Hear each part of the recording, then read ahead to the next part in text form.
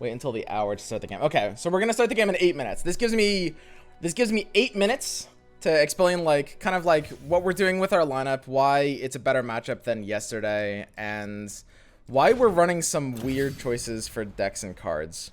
So we're gonna start Conquest 101. The idea is you want to be a dirty targeter. People largely misunderstand what targeting is as a concept, and you should always target, no matter what. Basically, I think you should always hard target. You should always soft target and never hard target. I think that if you're building a Conquest lineup, mathematically, you're just losing points by not having some kind of targeting efficiency. And anyone who commits all in on a hard target is probably just a gambler. So all three of our decks are beating the same kinds of decks. What are those kinds of decks? Those kinds of decks are War Mother's decks, Targon decks in general. That's the hope. So it seems very counterintuitive, but the reality of the situation, and this is why lineup construction is really cool. This is a team game. My decks are on a team with each other. And when you're constructing a lineup, you need your team to have synergy. Like, your deck pick influences your other deck picks, and not by a small margin either. Like, it's actually really cool to build this tournament lineup. So we've got this deck. This is a very interesting take on Ezreal Targon. You'll notice a few weird things about this list. I might have to like tweak the ratioing up a little bit, but you'll notice that the Ezreal in this deck is basically not really properly flipping without Riptide Rex, right? Like, we are pretty much reliant on the Riptide Rex coming down to flip the Ezreal, which I'm actually very okay with. I think that's honestly, the thing is, this has always been the case in Riptide Rex Ezreal, and it's just people haven't really been aware of it, or I guess willing to admit it to themselves. This is just Ezreal in Riptide Rex. You just flip it after Rex, and that's kind of all it's there for.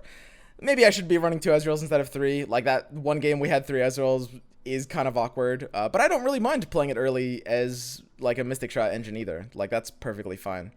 But basically his job is to just come down and beat those slow matchups after the Rex comes down. Because, okay, so here's what happened. We had 2 decks, War Mothers and Karma. Our goal is to counter War Mothers and Targon, which means we need stuff that is able to outgreed the greedy decks. We need stuff that's able to not run out of steam, effectively. There's very few things like that in this game. There's very few things that don't just run out of steam, right?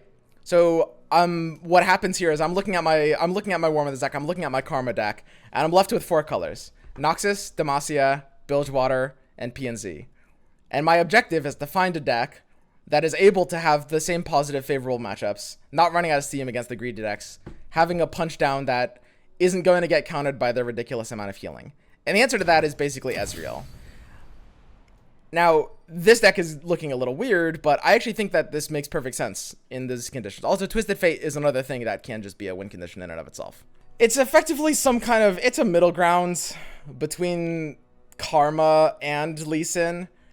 Annie's deck was also using Karma and Lee Sin, but he was trying to be more of like a combo deck. He was running like Zenith Blade is the biggest thing, and I hate Zenith Blade. I hate Zenith Blade with a passion. I think the moment that this deck goes all in on Lee Sin is the moment that it becomes an extremely counterable, unable to be tier 1 deck. I think that's absolutely trolly. Well, I guess the problem is it's just kind of a bad card. Yeah, that's it in a nutshell. You run out of steam. You're trying to go aggressive, and the whole point is I don't want to be the aggressor. I do not want to be the aggressor in these matchups. Because once you play for Zenith Blade, suddenly you're vulnerable to Flash Freeze, you're vulnerable to Will. Opponents' decks are Noxus, Bilgewater, Target, and Demacia. Like I said, everyone in my group has basically the same thing. We're banning aggro. This is pretty straightforward. They're banning War Mothers. This is exactly what happened against Astrogation. So this is exactly the logic, right? This is so perfect.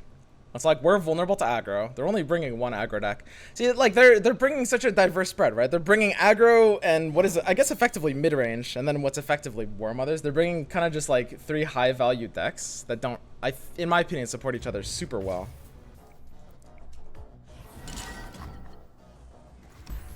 You know what? I can keep Eye. It's kind of weird. So I'm running 2 Eyes in this deck. I don't like 3 Eyes. 2 Eyes makes it a bit more keepable, because there's not a lot of stuff we really want very aggressively here.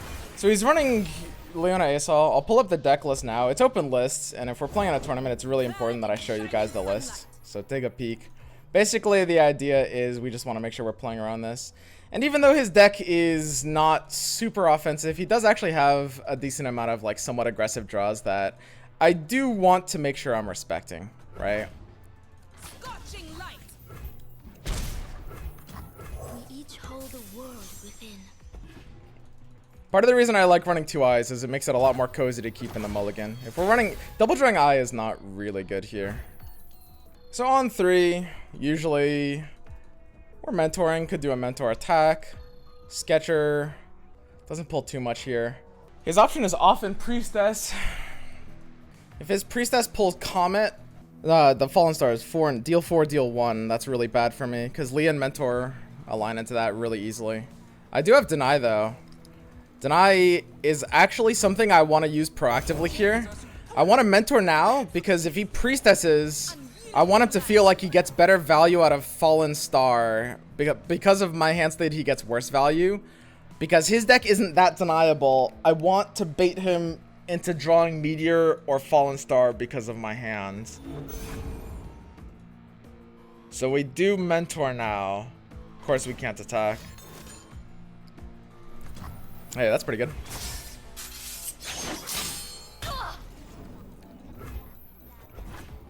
Yeah, keeping eye might have just been wrong. Like, Ayas kind of suck. I think we have no choice but to tank this and then Lee Sin after. He's on 4. This is Scryer or Solari Priestess. Rarely Leona. Beware the dragon's spirit.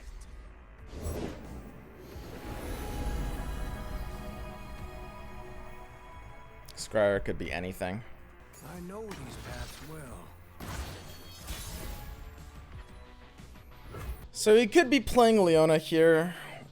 We don't have great combat tricks for the Mentor. We can threaten the we can threaten... Hush is okay. Our enemies cannot hide. Conflict is all in the mind. Strike firm. Prepare yourself.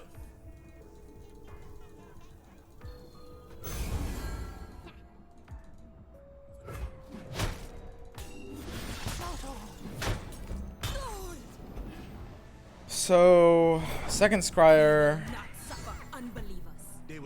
So Lari here means no Raven. He doesn't really have great ways to dealing with this Lee. By the way, I don't give a shit if that's Radiant Guardian. He's running 2. If it was Radiant Guardian, he would have had to have played it there, but the lifesteal does really kind of nothing for him in this kind of game. He's already at full and we're kicking it anyway. But yeah, he has a really aggressive hand. This is the kind of hand, like, remember when I was saying it's not a super tempo deck, but I might need to keep eye because of some hands like this. And this is the issue.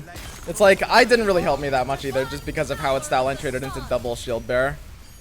I definitely did misplay this game. He's at 4 mana. This means his option is Cascade, single combat. It's got to be the easiest palm of my life.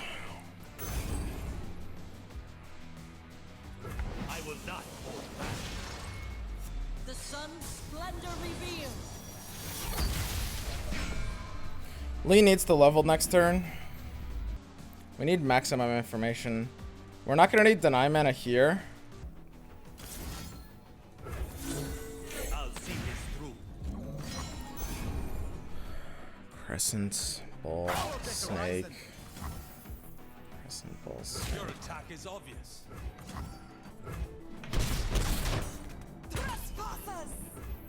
What he was considering there was a Pale. So I'm always opening with a leveled Lee Sin. We're going to 3, we're going to 7 plus 3, 10. Leveled Lee Sin, takes that to 2, 2 and on Deny. 2 and on Deny. Spacey Sketcher. I can't kick anything. I can't play Sketcher yet. I can't kick any of these cards in my hands. I don't know, I could have kicked one of the gems, but I actually don't think it's worth enough. The gem literally might be more useful. Double Deny. If he has double strike, I'm gonna need double Deny. That's not true. Double strike doesn't even do anything here. Okay, I won't need to keep mana for double Deny. Will plus Deny.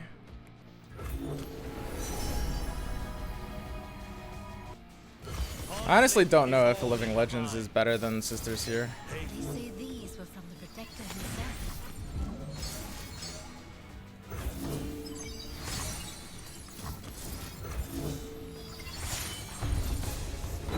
The dragon spirit awakens.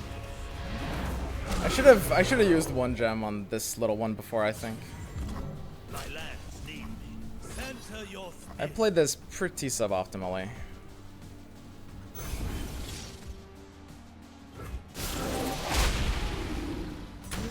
Yeah, I made a few misplays this game. It's already sloppier than my last match. Bask in her radiant blessing. Super hard for him to have Radiant here. We've got a better discard target now, honestly. Honestly, now that he's done that, I might need both denies. I can't discard a deny.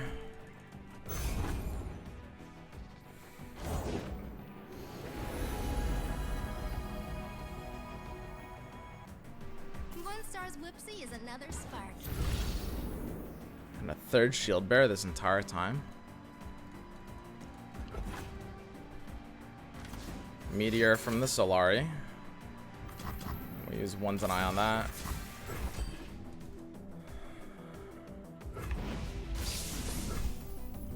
I mean, our health is a little low, but he really doesn't have much reach. Like, I don't know if I can possibly care that these small units are kind of just, like, slamming it in me. Bigger problem is, like, if he plays Leona here, that's bad. So we want a Living Legends next turn. At 3 mana. He doesn't really have great options here. We need to watch out for his Hush on our attacks. I will not hold back. Behold is a good opener for Lee. I'm probably fine to discard the gem now, yeah. I probably should have discarded the gem a couple turns ago, but I did want more information anyway.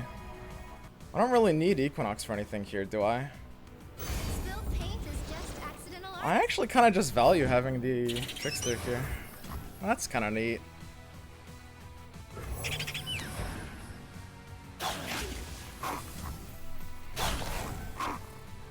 I mean, he's under Pale, so we have to consider his range. It's really, really likely that he has Pale in hand, so any combats that are going under his Pale mana really devalue it. I don't think he can really have Leona, but it's super scary if he does. It's likely he has Asol. I mean, Living Legends is just pretty good, right?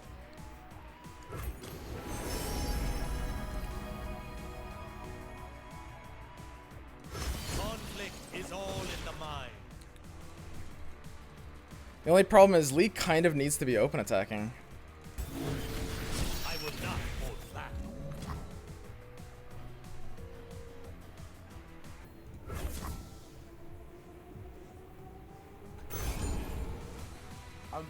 This will force... The spell shield on this is actually really nice, because it will force Hush to be 6 mana.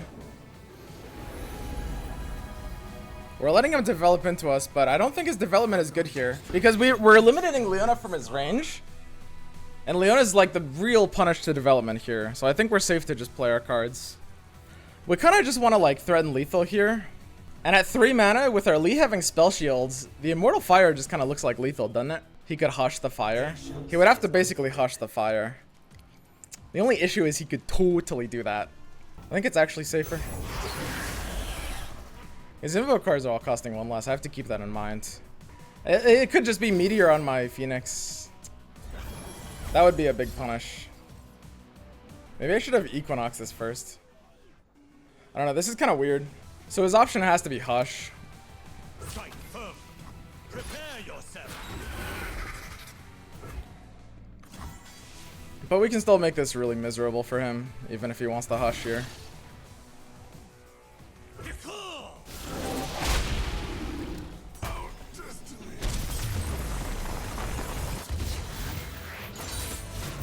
Ionia endures. Okay.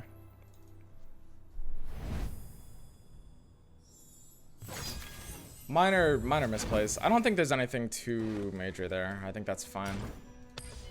It's a weird game. I need to evaluate that later. I should have discarded the gem a little bit earlier. the biggest thing you have to understand about these kinds of matchups is like you really want to be invoking as late as possible. Not as late as possible necessarily, but you want maximum information before you go in for your decision on what you want to choose. Because the information of how the game develops will change your choice of the card you want to pick. So you really don't want to be playing stuff like Sketcher early on. It's the most common misplay in matchups like that. This is kind of a nuts hand, huh?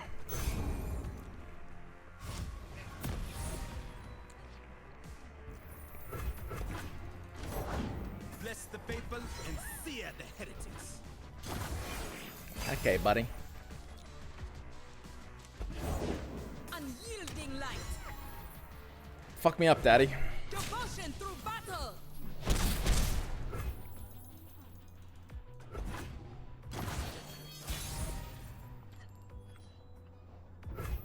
Here's a little too good of a pass here. Yeah, I think I have to keg. If he single combats the keg, then I think I have to just be okay with that. Honestly, what if I just play a unit like a normal person? What if I just don't play a keg? I don't know, forcing single combat here actually feels really good anyway, right? Single combat's a good card. It does neat things. Let's just get it out here. Whoa now. What's going on here? 3 mana pass. Send to spell mana. Spell mana? I don't know. The thing is, I am kind of the aggressor here a little bit. But what are the odds of this actually working out? Ah, whatever. Fuck it.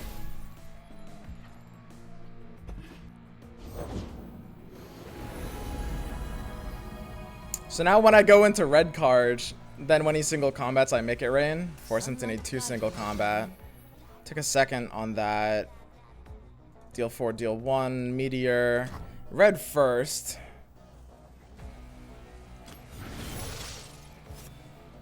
Deal me in. People first. Whee!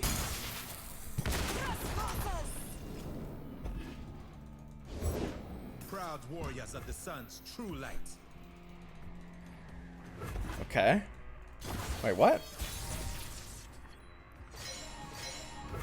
It is likely that his option is Radiant to have played the Solari Soldier there. I think that's the only reason you would play Soldier there. Radiant Guardian. I could threaten it. The only problem is like threatening it with Thermo is pretty awkward too. I think I'll likely just slow play. I think it makes the most sense. Yeah, you don't want to cry. If he wants to Radiant, he's gonna have to pass here, and I'm gonna punish that by burning his mana. There we go, that's fine. Sweet. I don't give a shit about Leona. Behold the divine power of the sun.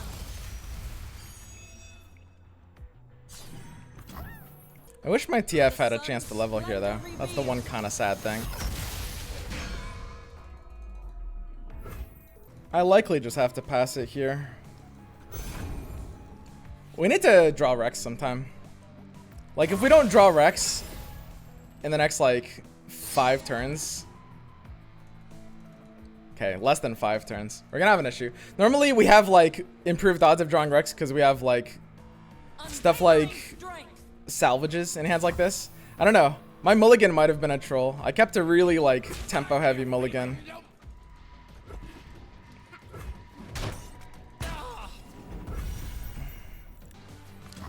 Daylight everlasting.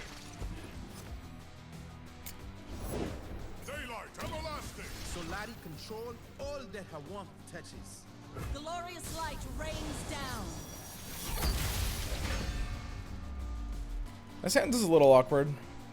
I'm perfectly fine thermoing the Leona.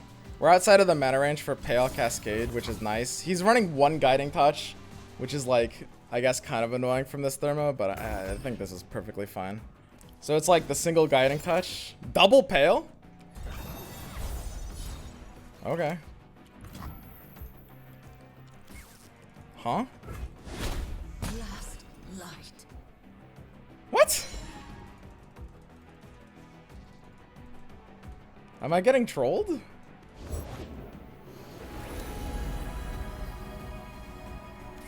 What? Spilled paint is just accidental art. One day. Your winners are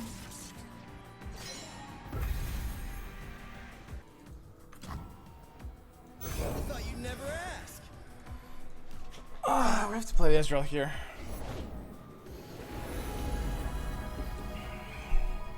God, Scryer is so hard to play around. It's not an OP card, but it's just like you have to think about so many things when you're playing against this deck. Know your path to the mountain. I mean, if he wants a solo Hush to kill my Ezreal, I kind of have to be okay with that, honestly.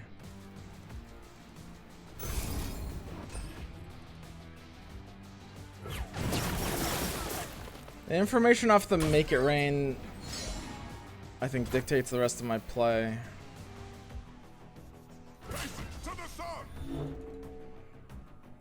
Like, if he's gonna Hush this, I can't mind that. No mercy for heretics. Cool. Okay. Unbeliever. Sure. Sunward.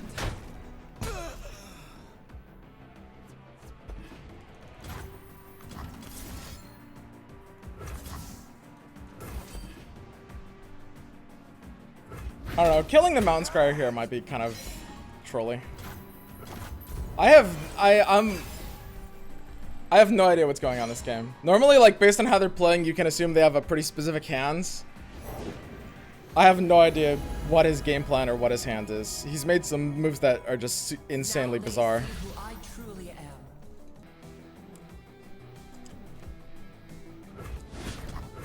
Treasures of the ages for price. He basically needs to kill the TF here. Chosen of the He sun. can't kill the TF. He just tapped under the things he would Bask need in the for that. light's radiance.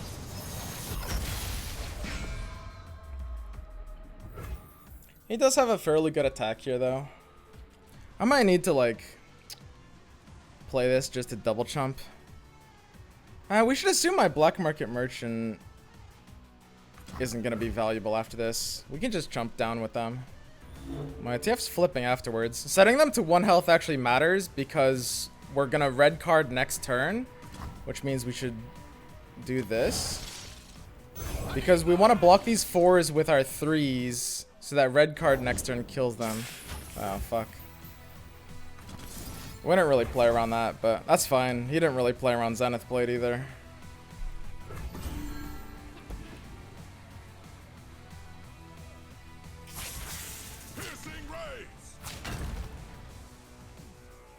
This was a misplay. I should have been able to be basically 100. If I was paying attention, it's very obvious he's on sketch. Snake Boy there, I think. What's the rush, huh? How does he actually like kill my TF through damage? That deck doesn't really deal damage, right? Can't my TF just block here? It's kind of trolly to block here. It's kind of really, really trolly. What if I don't just throw the game? Ooh, that's interesting. Yeah, let's not just throw the game. So the only problem is, like, my TF needs a plunder trigger to level now. Because we got forced into not being able to play the merchant there. Which was my bad. It should have been a very, very easy decision to not petty officer. The petty officer cost us, basically. Scryer looks good here. We could also go wide. Go wide with petty. We should assume he has a way to kill the TF at slow speed here. Off of like one of the big invokes. I needed to be able to merchant twice on the same turn to play this. It does even less than petty officer here. This feels bad. That's a very interesting hit. I will shield my people as long as I draw breath. So if I pass, he should basically need to like straight up Concerted Strike the TF, I think. If we put Concerted Strike out of his range... I mean, if he's not Concerted Striking the TF, we're winning either way. It's easy for him to not have Concerted Strike or single combat. Do I get punished by trying to kill the Raven now? It's actually pretty unlikely. I think I solo attack this, oddly enough. Yeah. Man, this is a weird matchup. I know now kind of like how I have to play this. I've been prioritizing a few of the wrong things. For sure. We chart our path. The mulligan was just wrong. The mulligan was my biggest problem. I think the way we went for... There had to have been a better way to have gone for like the Ezreal Rex game plan. I think we might have needed to save Ezreal just like regardless of anything that was happening that game. It looks like his hand is bricked out.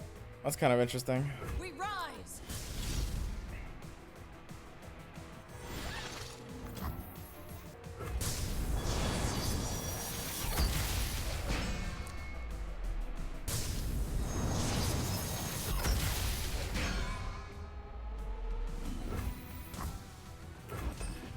Okay. Trust your heart. Fire beware!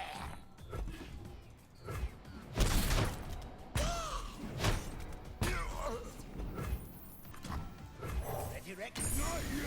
Good to go! Ooh, that's a little awkward. Okay. So where are we at? This is game 1, right? This is a really long game 1.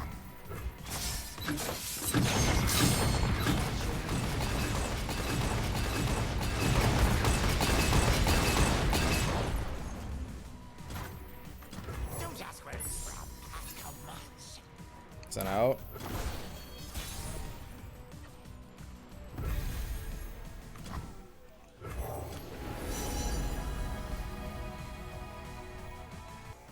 Bask in her radiant blessing. I think I have to go for Ridden no matter what, honestly.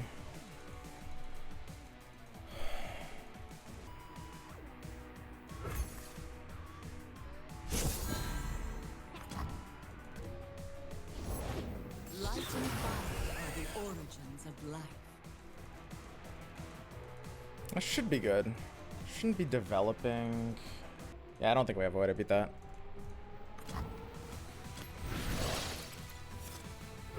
Alright, let's play this a little bit differently next game. Soak it in.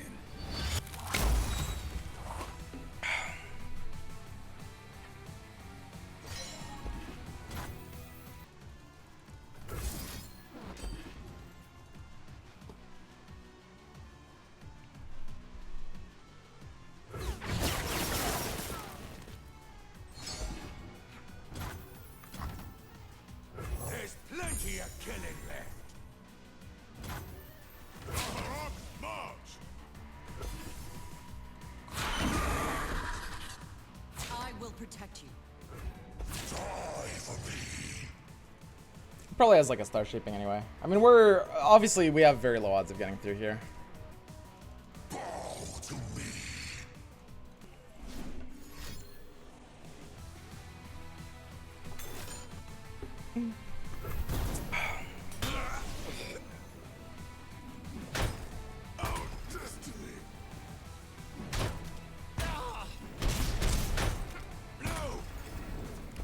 So now we're playing this against War Mothers, right? Isn't that game 3?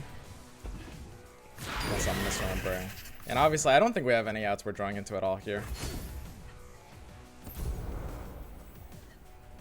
There's some like very fringe stuff in theory, like pilfered goods into Hasha or something like that. It's not impossible. But yeah, for the most part, a lot of this deck's win condition right now is like nabbing. We didn't draw any of the pilfered goods. We might have wanted to run something like 3 pilfered goods in this deck for sure. This will be an interesting one to try to modify later. I do think that current versions of Ezreal Bilgewater are being misbuilt. This is a step in the right direction in some areas and a step in the wrong direction in others. It still needs tweaks. Okay, so game 3. It's our tournament Ezreal against this guy's War Mother's deck. Or sorry, not War Mothers. This is the guy with Ash Harrowing. Oh, right. Interesting. I forgot one of them was running Ash Harrowing instead of War Mothers. I respect. Like I said, I think this is a really well-positioned deck right now. It's pretty sweet in general. This matchup's a bit rough. We have basically no defense for stuff like Harrowing. We might actually need to keep a hand like this and just go in aggressively. Honestly, in the last matchup, we kept a tempo-oriented hand and it really punished us. Wow, that's so interesting.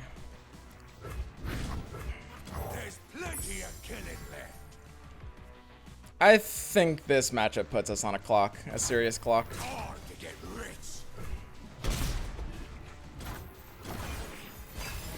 In a way that, like, hilariously enough, War Mothers doesn't even really put you on that much of a clock.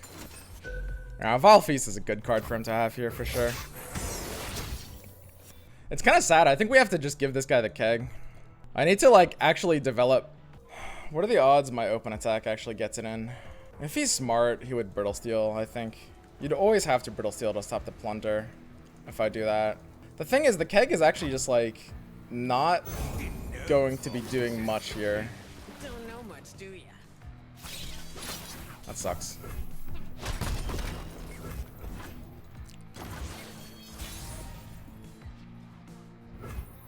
The dead don't need riches.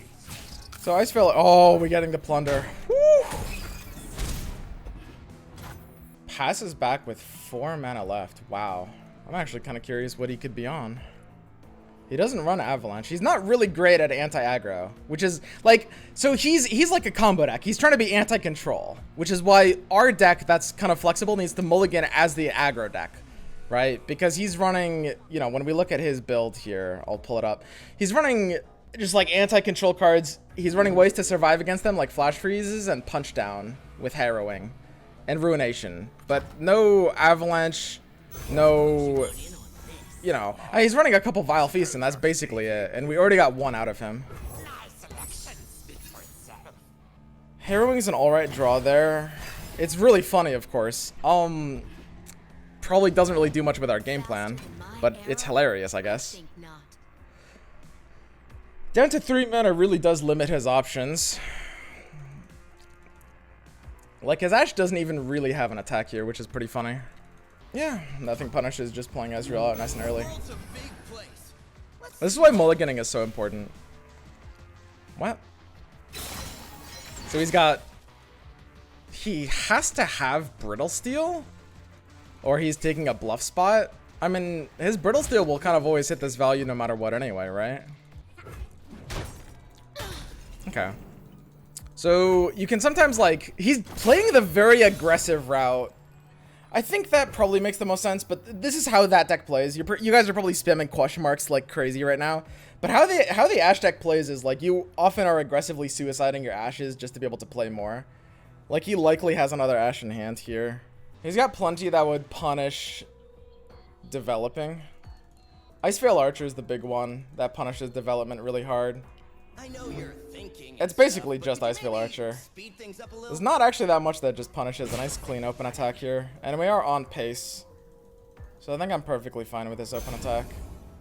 Thresh is also a punish to develop. He's running 3 Threshes. And Thresh is just kind of like a beefy boy.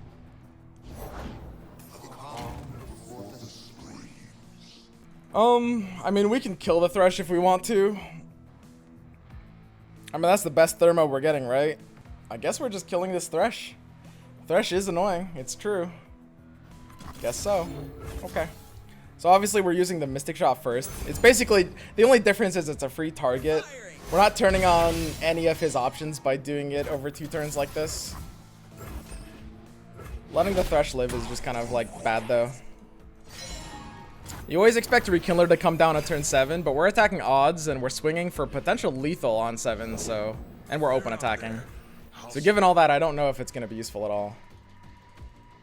He kind of has to play a second card here, I think.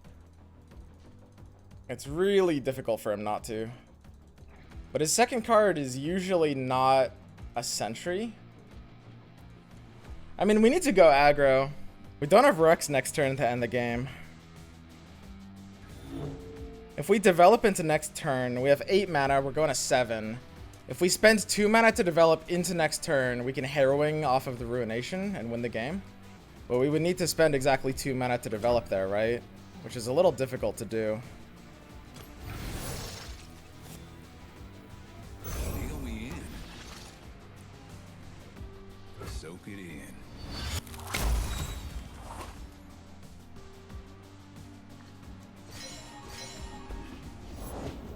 Tall as a mountain and covered in ice.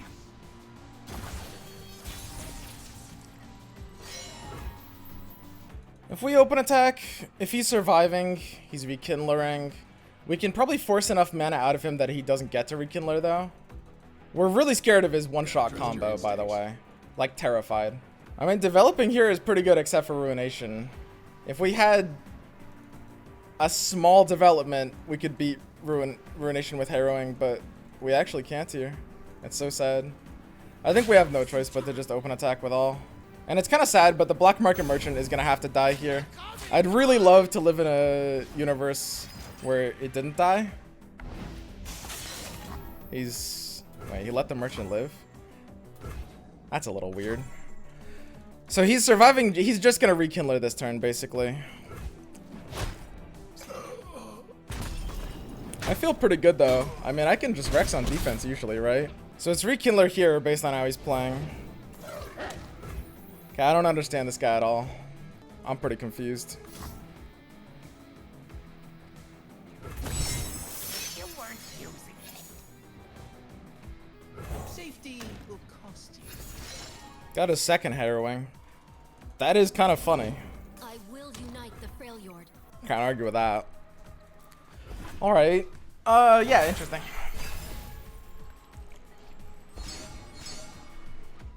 So that's the biggest thing about these two games. And this is why mulliganing is so important. You kind of just have to identify how the decks work and what their overall game plans are. This is a neat card. I'll just press my neat card. Whee! Like, when you look at these last two games, we lost the first one basically off of the mulligan. I went for kind of like a tempo-oriented mulligan in a matchup where I needed to just go for pure long-term value. That would have been keeping, you know, Rax, TF, draw cards, and potentially using Ezreal a little later. And this is where you see, like, most players are going to misplay. They'll do the same thing I just did. I did a very kind of like rookie mistake, which is like, I look at my numbers and I'm like, oh, I've got a turn 1 play, I've got a turn 2 play, I've got a turn 3 play, keep. And that's like, it's a good tip for new players, but you'll quickly learn that there's a lot of matchups where you need to be thinking about your role within that matchup. And I wasn't thinking about that enough. Or specifically, I just wasn't prepared for how that matchup would actually go.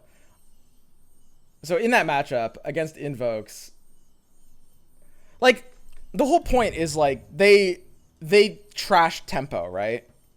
That's the whole point of that deck, is to take the idea of tempo. Where is it? Yeah, this deck. Is to take the idea of tempo and say, you're going to lose if you commit and run out of steam. This is the run you out of steam deck, right? They run, like, he doesn't even need Asol. He didn't draw it, and he didn't need it. Because they just run, like, Radiant Guardian and Shield Bearer and concerted Star Shaping, some of the heals, some of the combat tricks. Like, you're not really getting through with your punch through, right? And depending on the deck that you're running, you might have no choice but to play for that punch through. But you need to play adaptive and play for the role you have, right? Like, this is basically a control deck. Its goal is to stay alive and starve you out of resources. That's control, right? In terms of, like, its timing. It does so in a weird way by, I mean, like, I guess you can call this a mid-range deck. It has some mid-range tools too. It's always, categorization is gonna be a bit flexible depending on who you ask, and it's all just buckets we put things into. But basically, they're not really looking to even end the game on their own. They're just sustain and slow play. Whereas this deck is just like the super typical, oops, I should report my score. This is like a combo deck, right? Its objective is like punch through.